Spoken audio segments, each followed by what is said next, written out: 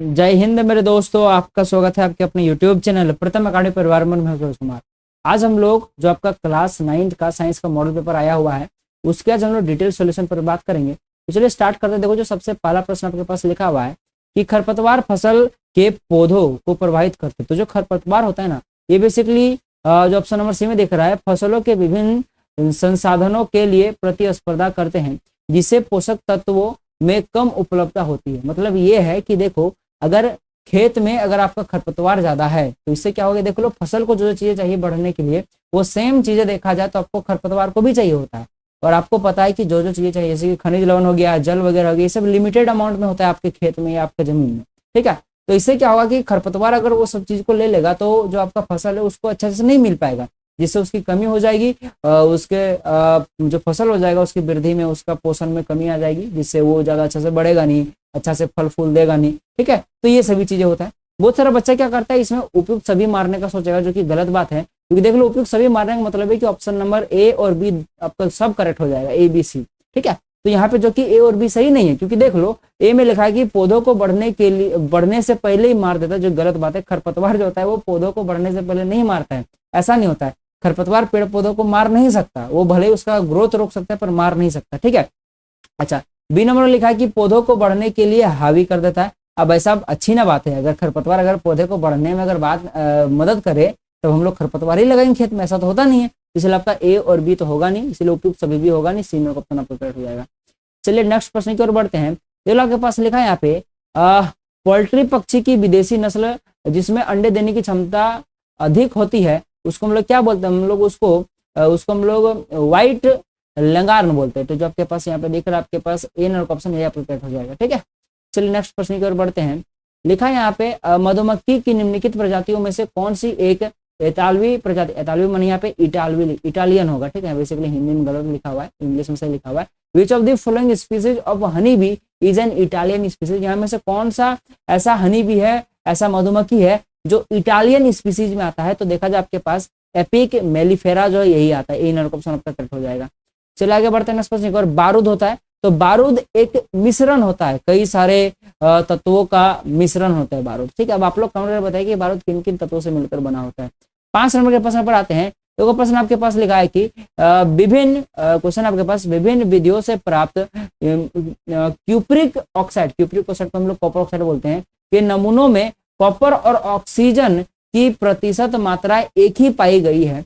इससे किस नियम की पुष्टि या फिर संपुष्टि होती है। मतलब ये कि कॉपर ऑक्साइड, क्यूप्रिक ऑक्साइड का आप लोग कहीं से भी नमूना लो, चलो झारखंड से उठा लो या कहीं आप लोग दूसरे स्टेट से उठा लो या कहीं से भी उठा लो, अपने घर से उठा लो या मेरे घर से उठा लो। ठीक है, जहां जहां कॉपर ऑक्साइड है सब जगह पे जो क्यूप्रिक ऑक्साइड जो बनता है कॉपर और ऑक्सीजन से, इनका जो अनुपात होगा हर जगह पे समान होगा। तो बेसिकली ये किस नियम के कारण हो रहा है, तो बेसिकली स्थिर अनुपात के नियम के कारण सी नंबर ऑप्शन आपका कट हो जाएगा। मैंने बहुत अच्छा एग्जांपल आपको दिया भी हुआ था। ठीक है, जैसे जल जो होता है, चाहे आप लोग जल झील का लो, चाहे अपने घर का लो, चाहे समुद्र का लो, वो बेसिकली आपका उसमें H2O ही होता है, यानी कि हाइड्रोजन 2 और ऑक्सीजन का एक ही, यही अनुपात हर जगह पे मिलेगा। ऐसा नहीं कि समुद्र का जल में अलग अनुपात मिलेगा, झील का जल में अलग अनुपात मिलेगा, आपके कुआं का जल का अलग अनुपात मिलेगा, चापाकल का अलग अनुपात, ऐसा नहीं होता है। ठीक है, तो ये स्थिर अनुपात के नियम के कारण से होता है। अच्छा, प्रोटॉन का द्रव्यमान इलेक्ट्रॉन के द्रव्यमान से कितना गुना होता है। जनरली 1800 कुछ गुना होता है, पर यहाँ पे वैसा कुछ ऑप्शन में है नहीं, तो 2000 मार दोगे, मोर एक्यूरेट हो जाएगा, ये आपका आंसर करेक्ट हो जाएगा। चलिए आगे बढ़ते। दी गई दूरी समय ग्राफ में चाल का मान है। तो सबसे पहले बात समझो मेरा, यहाँ पे देख सकते हो कि एक दूरी समय ग्राफ आपके पास दिया हुआ है, और चाल क्या होता है, दूरी बटा समय होता है, दूरी बटा समय होता है, सबको पता है।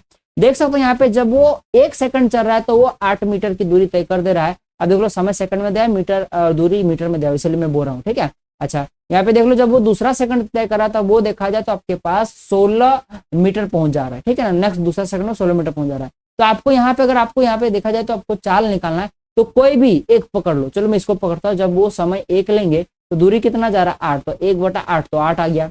उसी प्रकार देखो, अगर आप लोग समय को 2 लेते हो, यानी समय को 2 और ऊपर में आपके पास देख लो 16 दूरी जा रहा है, तो इसको ऊपर में 16 लोगे तो 2/8 फिर से आपका 8 आ जाएगा। तो आप लोग किसी भी 2 को पकड़ो, किसी भी 2 को अगर आप लोग पकड़ोगे तो देखोगे कि हरी बारी आपका जो इसको पकड़ो, देखो आपके पास इसको पकड़ो, आपके पास देखो कि आपके पास 8 ही आएगा, क्योंकि इसका चाल 8 ही, क्योंकि देख लो यहाँ पे जो ग्राफ बना है वो स्ट्रेट बना है, क्योंकि ये देखा जाए तो आपके पास समान चाल का ग्राफ है। तो आपके पास 8 मीटर पर सेकंड, 3 नंबर का ऑप्शन करेक्ट हो जाएगा। चलिए आगे बढ़ते हैं नेक्स्ट प्रश्न की ओर। लिखा है यहाँ पे एक समान वृत्त गति में क्या होता है बताओ। तो एक समान जो वृत्त गति होता है इसमें बेसिकली आपके पास चाल अचर होता है, लेकिन वेग जो होता है वो चर होता है। यानी कि जो आपके पास स्पीड होगा वो कांस्टेंट होगा और वेलोसिटी जो होगा वो वेरिएबल होगा। इसको याद रखिएगा मेरी बात। आपका 8 का जो डी नंबर का ऑप्शन हो जाएगा ये करेक्ट हो जाएगा।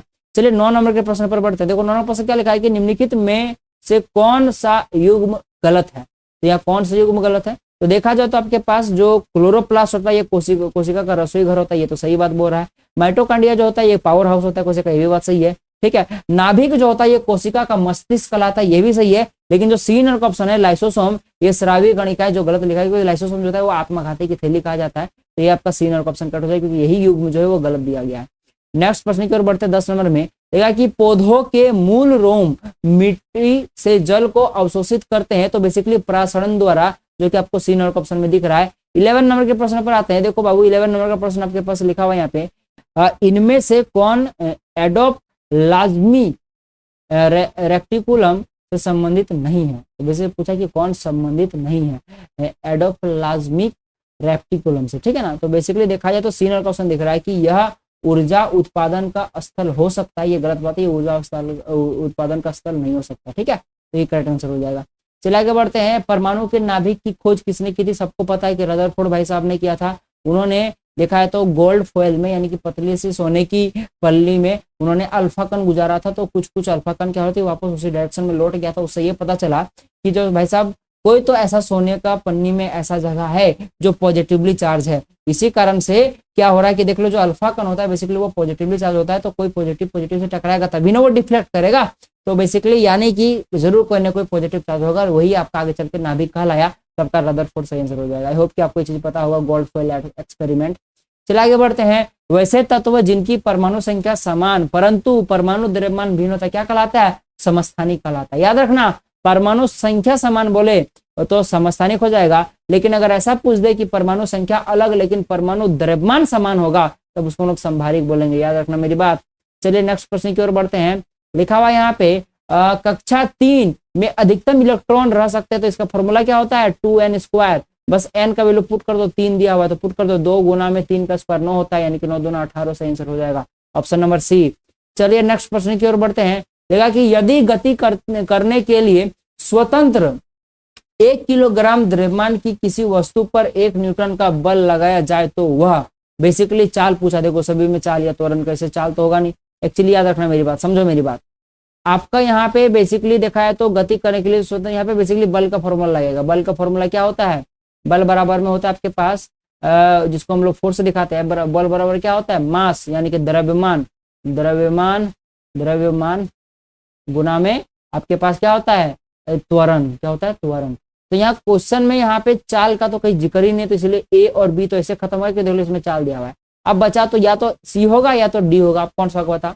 तो देखो आपके पास बल भी एक दिया हुआ है, द्रव्यमान भी एक दिया हुआ है, तो त्वरण क्या होगा, जाहिर सी बात है यार एक ही ना होगा, तभी ना ये एक गुना होकर इस एक के बराबर होगा, यानी कि 1 मीटर पर second. D number option correct हो जाएगा, ठीक है। बाकी आप लोग भेजा भेजी करके बनाओगे तो बन जाएगा। अच्छा, जड़त्व का गुण बेसिकली क्या होता है, ये प्रत्येक वस्तु में होता है। ये एक ऐसा नहीं है कि छोटा वस्तु में नहीं लगेगा, कि बड़ा वाला वस्तु में नहीं लगेगा, कि मेरा घर में नहीं लगेगा, आपका घर में नहीं लगेगा, ये प्रत्येक द्रव्यमान की वस्तु पर लगता है। बी नंबर ऑप्शन आपका करेक्ट हो जाएगा। चलिए आगे बढ़ते हैं नेक्स्ट प्रश्न की ओर। देखा कि किसी 6 केजी द्रव्यमान की गेंद में 4 मीटर पर सेकंड स्क्वायर का त्वरण उत्पन्न करने के लिए कितने बल की आवश्यकता होगी। देख लो आपके पास कुल मिलाकर मैं बात करूं तो आपके पास त्वरण और द्रव्यमान दिया हुआ है, बल पूछा है तो फॉर्मूला लगाओ। एफ बराबर में क्या होता है आपके पास एम ए होता है। एफ बराबर में आपका क्या होता है, एफ बराबर में होता है एम ए छोटा है, ठीक है। तो एफ आपको पूछा है तो यहाँ मास का वैल्यू आपके पास कितना दिया 6 दिया हुआ है, गुना में ए का वैल्यू 4 दिया, 6 24, यानी हो जाएगा 24 न्यूटन का बल चाहिए, जो कि ऑप्शन नंबर बी में दिख रहा है। चलिए नेक्स्ट प्रश्न की ओर बढ़ते हैं। लिखा है यहाँ पे जाइलम किससे बना होता है। तो जाइलम अगर मैं बात करूँ ना तो जाइलम जो होता है मेरे दोस्तों, यहाँ पे जाइलम की बात करें तो जाइलम जो होता है ट्रैकिडस, जो आपके पास ए नंबर का ऑप्शन आपके पास दिख रहा है, ये कट हो जाएगा, ट्रैकिडिस का बना होता है। तो आपके पास और साथ साथ देख लो उसमें वाहिकाओं का भी यूज होता है, यानी कि ट्रैकिडिक्स और साथ साथ जो वाहिकाएं होता है, यानी कि ए और बी, यानी कि दोनों सी नंबर ऑप्शन आपका करेक्ट हो जाएगा। चलिए आगे बढ़ते हैं नेक्स्ट प्रश्न की ओर, जो कि हमारा 19 नंबर का है। 19 नंबर का प्रश्न में आपके पास लिखा हुआ है यहाँ पे, लिखा है कि टेंडन एक संरचना है जो जोड़ती है बेसिकली मांसपेशियों को हड्डी से, एक मांसपेशी को हड्डी से जोड़ता है। तो आपका जो बी नंबर का ऑप्शन दिख रहा है ये करेक्ट आंसर हो जाएगा। नेक्स्ट प्रश्न की ओर बढ़ते हैं। लिखा हुआ यहाँ पे एक व्यक्ति दुर्घटना का शिकार हुआ जिससे हाथ की 2 लंबी हड्डियां उखड़ गई, निम्नलिखित में से कौन सा संभावित कारण हो सकता है?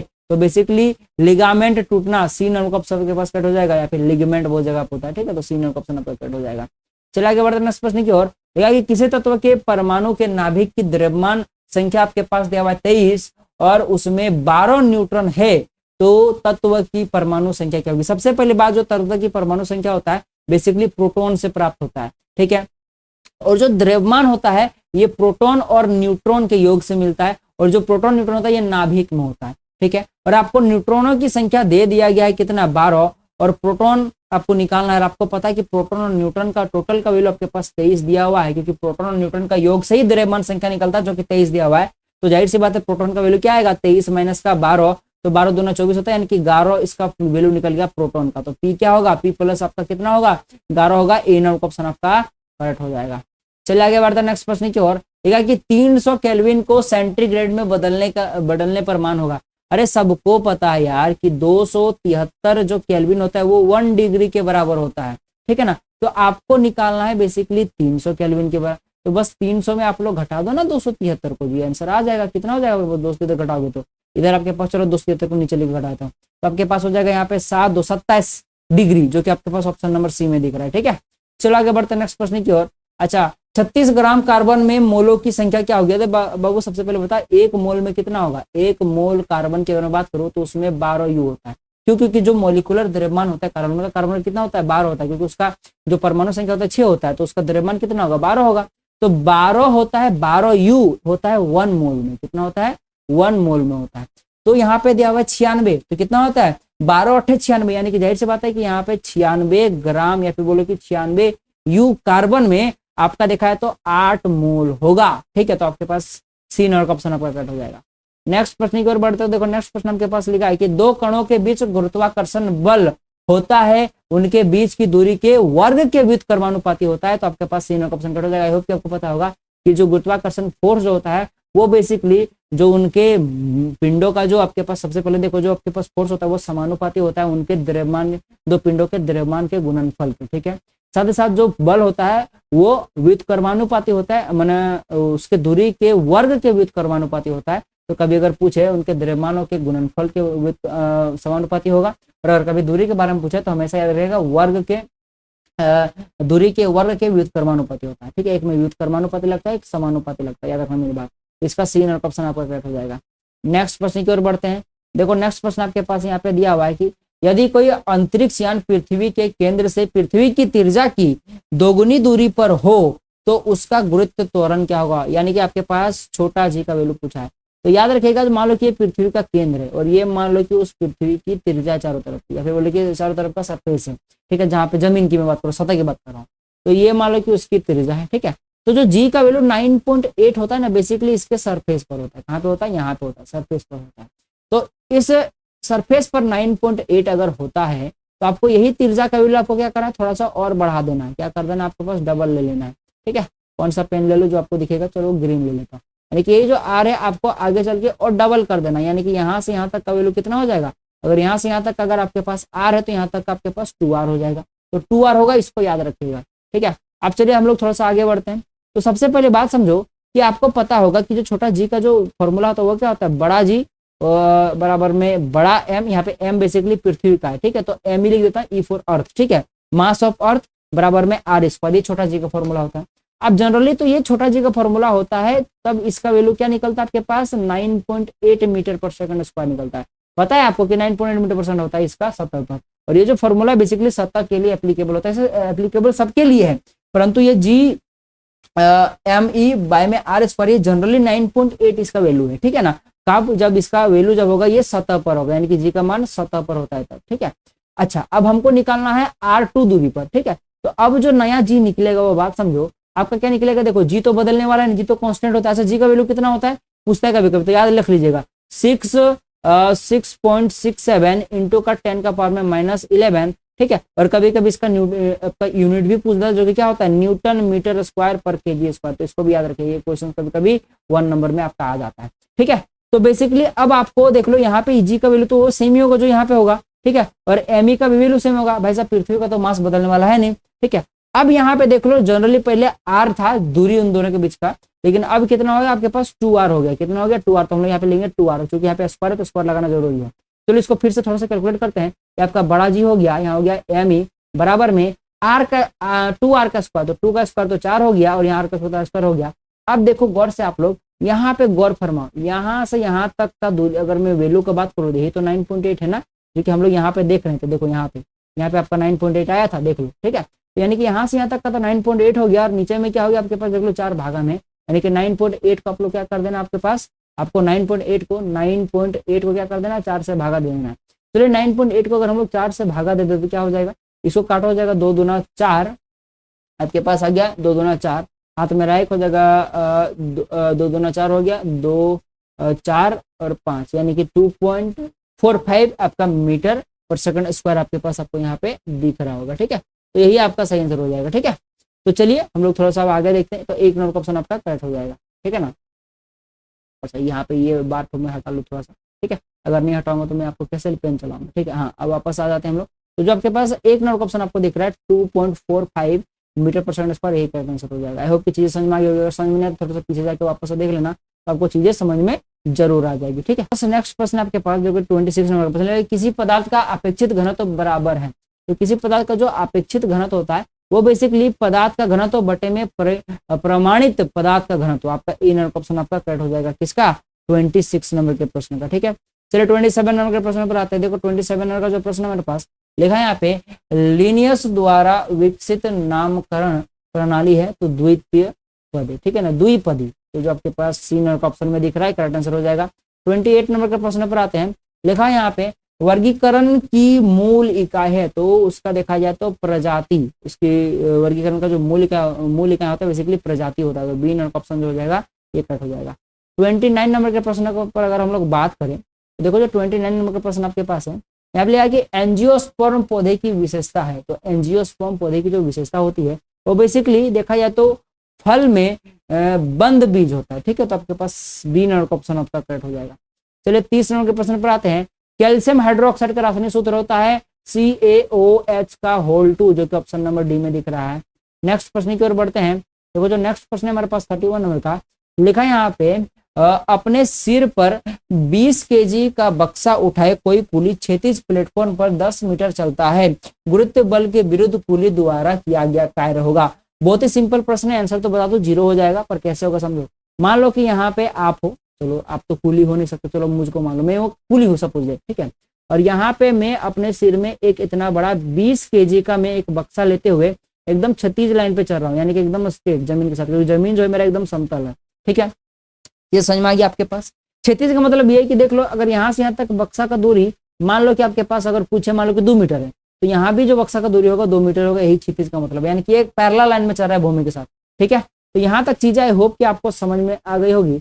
अगर चीजें यहाँ तक समझ में आ गई तो आगे भी समझ लोगे आराम से। ठीक है, थोड़ा सा मैं पेन को चेंज कर लूँ ताकि आपको चीजें को ज्यादा अच्छा समझ में आ जाए। ठीक है, आप देखो समझो, जाहिर सी बात है कि बक्सा नीचे की ओर एक फोर्स लगाएगा जो कि क्या होगा, mg होगा, जाहिर सी बात है।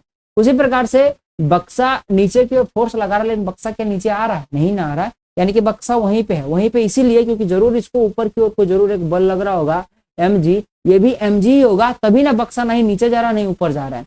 ठीक है, तो बेसिकली यही चीज है। यहाँ पे समझ में आ रहा है कि ये जो mg लग रहा है ये गुरुत्व बल है, जबकि जो ऊपर की ओर mg लग रहा है ये गुरुत्वाकर्षण के विरोध बल है। और यही तो निकालना है कि गुरुत्वाकर्षण के अगर विरोध जो कार्य हो रहा है वो क्या होगा। तो समझो, यानी कि बल आपका ऊपर की ओर लग रहा है, गुरुत्वाकर्षण के विरोध की अगर मैं बात करूं तो बल ऊपर की ओर लग रहा है और विस्थापन इस साइड हो रहा है। देख सकते हैं इन दोनों के बीच में 90 डिग्री का एंगल बन रहा है। और सबको पता है कि जो कार्य का फॉर्मूला था W बराबर में क्या होता है, FS cos थीटा होता है, जो कि आप लोग cos थीटा बारे में आराम से पढ़ोगे। बस आप लोग इतना याद रख लो कि FS जो है हमको कोई मतलब नहीं, देख लो थीटा का वैल्यू यहाँ पे 90 डिग्री और जो cos 90 डिग्री का जो वैल्यू होता है वो 0 होता है। ये बस आपको याद रखना है, अभी के लिए बस याद रखो कि cos 90 डिग्री का वैल्यू 0 होता है।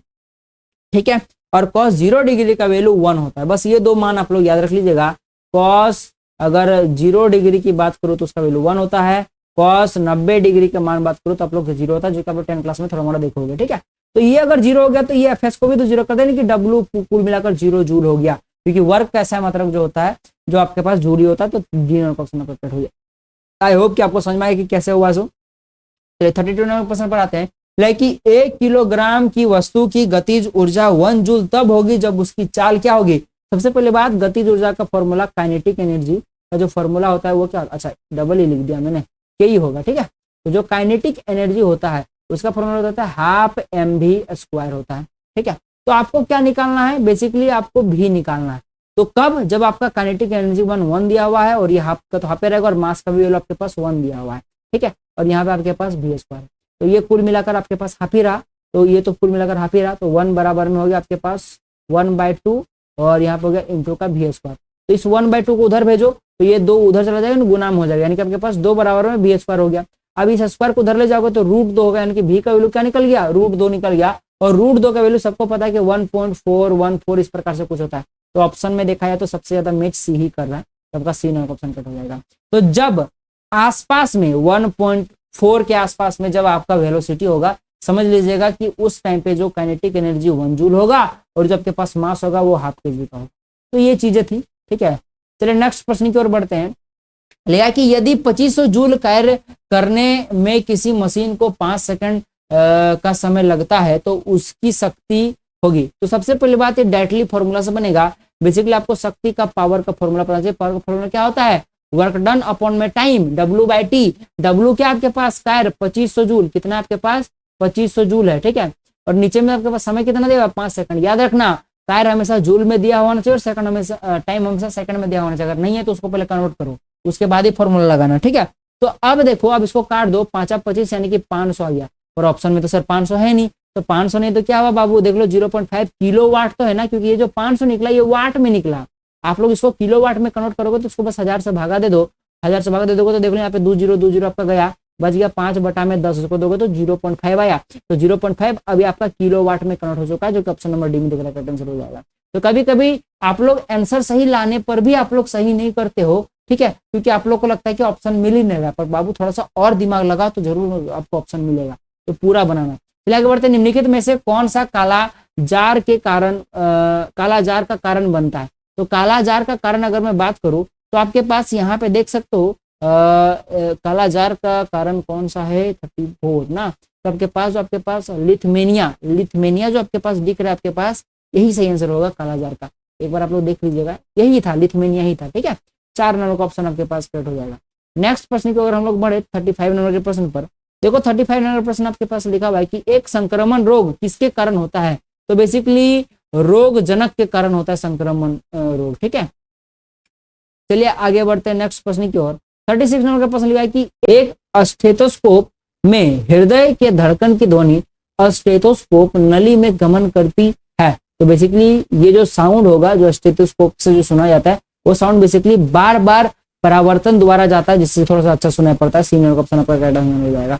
चलिए आगे बढ़ते हैं नेक्स्ट प्रश्न को। 38 में लिखा है कि अस्पष्ट प्रतिध्वनि सुनाई पड़ने के लिए ध्वनि का परावर्तन करने वाली सतह से श्रोता को कम से कम कितनी दूरी पर होना चाहिए। यानी कि मान लो कि यहाँ पे कोई चीज है जो ध्वनि उत्पन्न कर रहा है, तो यहाँ से कितनी दूर पर सुनने वाले को खड़ा रहना चाहिए। ठीक है, तो याद रखिएगा लगभग 17.2। ठीक है, तो कहीं कहीं 17 भी रहता है, 17 मीटर या 17.2 मीटर। ठीक है, तो इतना दूरी पर रहना पड़ेगा। ठीक है, चलिए आगे बढ़ते हैं नेक्स्ट प्रश्न की ओर, जो कि हमारे पास 38 नंबर का प्रश्न है। तो देखो 38 नंबर का जो आपके पास प्रश्न है, यहाँ पे लिखा हुआ है कि निम्नलिखित में से किस माध्यम में ध्वनि की चाल सबसे ज्यादा होगी। तो देखा जाए तो ध्वनि की चाल सबसे ज्यादा जो होता है वो आपका ठोस में होता है।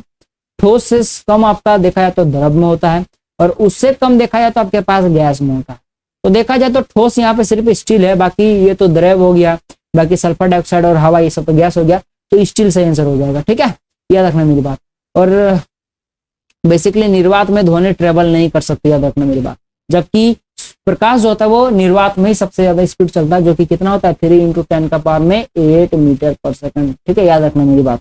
चलिए आगे बढ़ते हैं। सौर विकिरण गर्म करता है। तो सौर विकिरण जो होता है यह बेसिकली सौर विकिरण आपका जल निकायों की तुलना में भूमि को तेजी से गर्म करता है। हाँ, जल को गर्म भूमि से बाद में करता है, यानी कि भूमि जल्दी गर्म होता है, जल बाद में गर्म होता है। ठीक है, सौर विकिरण यानी कि सोलर की एनर्जी, याद रखना मेरी बात।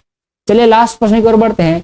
ऑक्सीजन मुख्य रूप से वायुमंडल में वापस आती है। तो ऑक्सीजन जो वापस आती है, क्योंकि देख लो हम लोग तो ऑक्सीजन ले लेते हैं और कार्बन डाइऑक्साइड निकाल लेते हैं, O2 लेते हैं और CO2 निकालते हैं, तो वापस से हमारे पास O2 क्यों कहाँ से आ जाता है? यानी कि भाई साहब अगर हम लोग बार बार उसको लेते हैं, ठीक है ना, तो वो तो खत्म हो जाना चाहिए था, पर होता क्यों नहीं? क्योंकि ये क्या करता है, पेड़ पौधा ऐसा करता है, प्रकाश संश्लेषण कारण, प्रकाश संश्लेषण पेड़ पौधा ही करता है, स्वजैवी पोषी पोषण लोग करते हैं, ठीक है ना। यानी कि पेड़ पौधा क्या करता है, वापस से कार्बन डाइऑक्साइड को ले लेता है और ऑक्सीजन निकाल कर देता है, उल्टा होता है, ठीक है। तो कुल मिलाकर प्रकाश संश्लेषण कारण वापस हमारे पास ऑक्सीजन आ जाता है। तो इस प्रकार से हम लोगों ने 40 क्वेश्चन को कर लिया है। आई होप कि आपको ये वीडियो पसंद आएगा। वीडियो पसंद आए जरूर लाइक कीजिएगा, साथ अपने दोस्तों जरूर शेयर कीजिएगा। इसी प्रकार से मैं आपको मैथमेटिक्स का भी पूरा सोल्यूशन दे दूंगा, टेंशन नहीं लेना, आपके पास एसटी का भी मिल ही जाएगा, सब कुछ आपको मिल जाएगा, बिल्कुल भी टेंशन नहीं है, ठीक है। तो चलिए, और साथ ही साथ एक चीज बोलना चाहूंगा, हम लोग जो इंपॉर्टेंट करा रहे हैं, आप लोग देख रहे हो कि नहीं, इंपॉर्टेंट को जरूर देखिएगा। इंपॉर्टेंट कर लेते हो और ये मॉडल पेपर कर लेते हो तो मेरा बात मानो, सब में A+ आपका जरूर आएगा, ठीक है। चलिए मिलते हैं अगले वीडियो में, तब तक के लिए जय हिंद, जय भारत और आपका दिन शुभ हो।